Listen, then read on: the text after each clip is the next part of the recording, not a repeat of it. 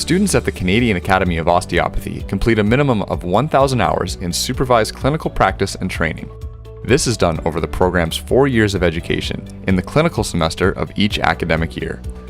In years 1 and 2, student clinical rotations are done in the under-year clinic. This is a mock clinical environment where students treat other students under professional supervision at our Ottawa Street campus. But this experience is far more formal than working on tables in the classroom lab.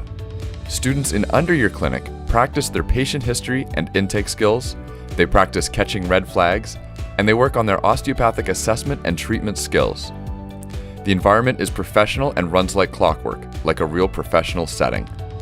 In years 3 and 4, student clinical rotations are done in the upper year clinic. This is the CAO's free clinic that is open to the public at our Melvin Avenue campus.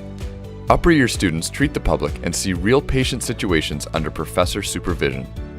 In the practical semester of year 3, each individual student will see 100 patients. And in the practical semester of year 4, each individual student will see another 100 patients. This is imperative to develop proficiency before students graduate. In addition to working the upper year clinic, year 3s and 4s have another important layer to their clinical training. They work as teaching assistants, or TAs, in the under-year clinic and classroom lab. Through this experience, while the TAs monitor under-year students working at the treatment tables, they hone their own abilities to observe patients and lesioning patterns, and they hone the ability to evaluate each of the under-year students' approaches and make the necessary corrections. This TA experience has incredible outcomes for the upper-year students' own thinking process and treatment skills. We call this the CAO apprenticeship phase.